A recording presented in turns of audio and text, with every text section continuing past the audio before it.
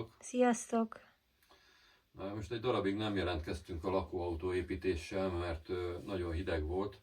Ugyan azt mondtuk, hogy ha az államfűtés elkészül, ugye arról láttatok videót, elkészül, akkor tudjuk folytatni a munkákat, de hát igazából egy kicsit túl gondoltuk a dolgot, mert hiába volt benne állófűtés, attól még nem igazán tudtunk dolgozni, mert kint hideg volt. Ugye vágni az anyagot, meg egyebek, azokat nem lehetett csinálni, bent meg nem akartuk, meg nem is fértünk volna el vele. Most viszont, hogy volt ez a jó pár nap jó idő, egy hét jó idő, így egy csomót haladtunk. Menet közben nagyon nem is videóztunk, mert inkább próbáltuk erőltetni, hogy minél több dolog készüljön el.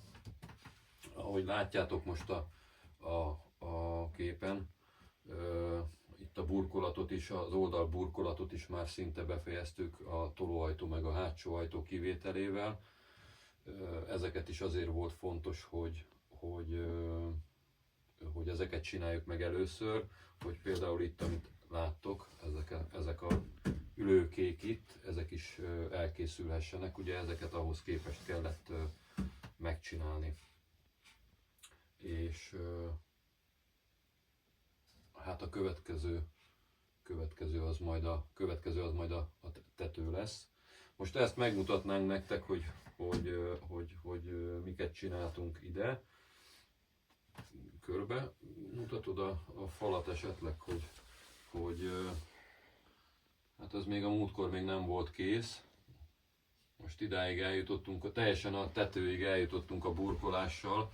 Ott megálltunk, mert majd oda szükség lesz először a tetőnek a szigetelésére, burkolására, hogy be tudjuk fejezni az oldalfalat is. Csináltuk ide ezt a két ülőkét, hármat igazából, ez lesz itt az ágy, egészen a hátsó ajtóig. Ezt meg is mutatom szerintem, nem? Látszik, ugye? Ez egy ilyen kihúzható, illetve összehúzható, nem is kihúzható, hanem összehúzható ez az ágyikó.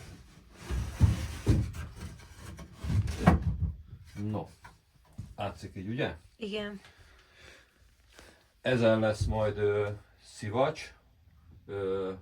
Ahogy látjátok, ez egy egész nagy ágy, mégpedig ez egy 181 centi széles, illetve hát hosszú, az ajtó szélessége, és 130, de mindjárt meg is mérjük. Még meg sem értük úgy.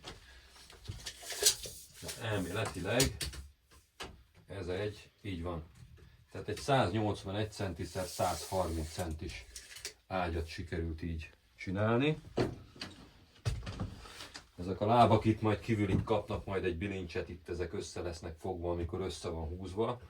Kap két bilincset, meg hátulról is majd meg lehet rögzíteni, és akkor nem is tudnak szétcsúszni igazából. És akkor úgy lesz szivacsozva az egész. Mutatom. Ezt a kábelt, ezt elvesszük. Na, tehát ez úgy lesz szivacsozva, hogy lesz egy szivacs itt, meg lesz egy háttámla szivacs, és amikor ugye itt ezt összehúzzuk, akkor az ide lebukik az egész, a másik oldalon ugyanaz, itt ezen a részen pedig egy fix szivacsozást fog kapni az egész, és akkor így lesz egy ilyen nagy ágy tulajdonképpen. Úgyhogy ez is elkészült. Itt lesznek ilyen nagy tárolók, ezek itt le lesznek majd zárva. Tehát itt ez egy ekkora tároló, be tudsz alá, látszik ott, hogy ott kicsit sötét van, talán, nem? Nem, jó az így. Ó, bocsi. Tehát itt is lesz egy nagy tároló, ezeken itt lesz ajtó, meg itt a másik oldalon is lesz egy nagy tároló. Ezen is itt lesz ajtó, hogy menet közben ne hújjanak ki a dolgok, hogyha valamit bepakolunk. Tehát kap egy ajtót, illetve kettőt, ide egyet, meg ide is. És akkor ide fog majd kerülni az asztal, ami ami bontható. Tehát amikor így össze van tolva az egész, akkor ide be tudjuk rakni az asztalt, amikor meg nincs rá szükség, akkor pedig annak is majd meg lesz a helye, majd ezt megmutatjuk, hogy hova rakjuk el majd az asztallapot. Szerintem ez itt így nagyjából ennyi igazából ez a része. Itt van egy luk, ezt mutasd meg esetleg, légy szíves. Itt ezt azért hagytuk ki, itt ezt sokan beépítik ezt az egészet, viszont hát ugye mivel hogy tolóajtó van rajta, a tolóajtó is tönkre mehet, és a tolóajtónak a sínrendszerét azt innét lehet bontani.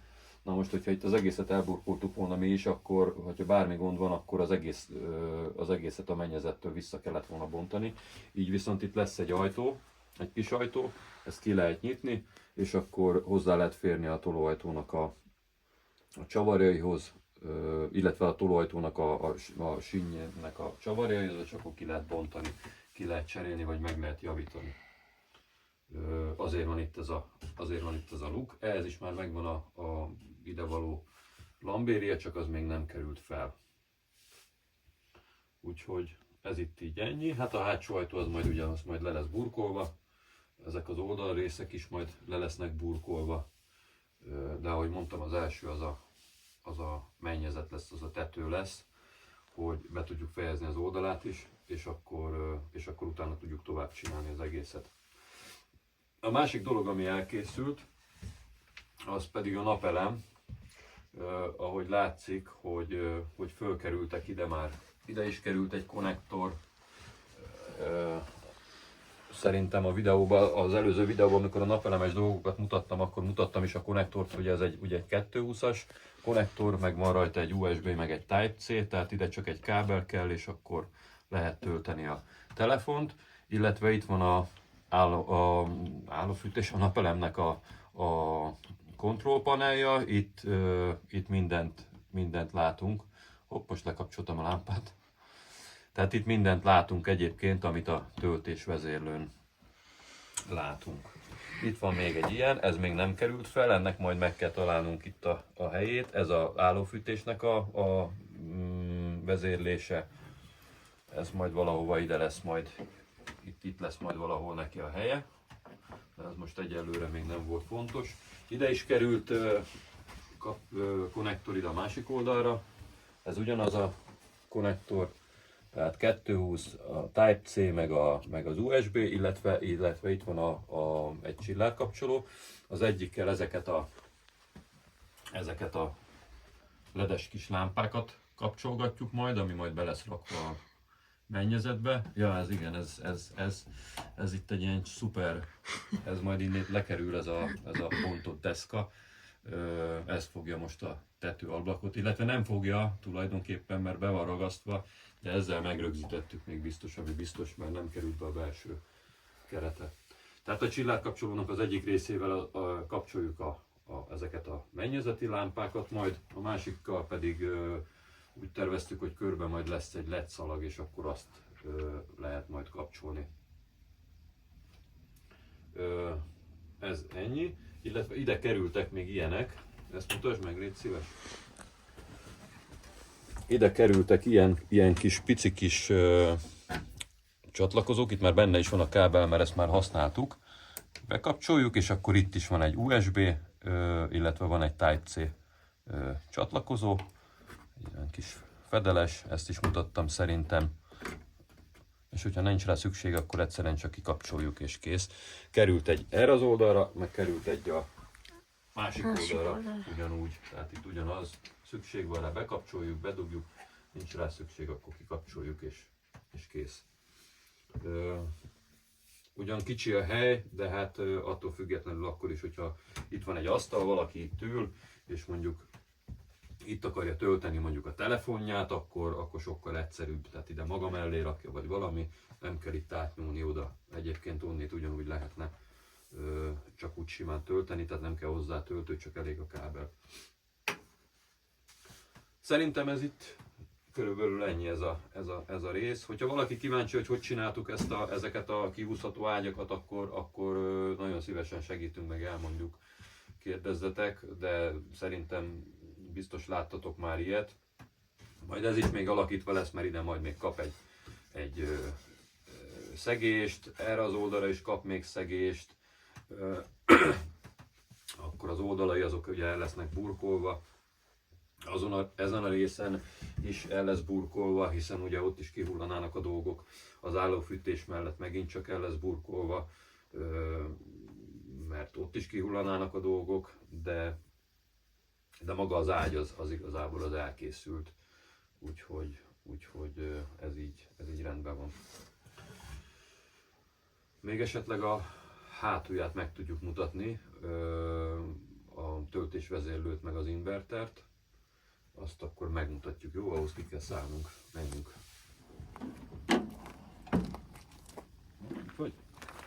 Így néz ki hátulról.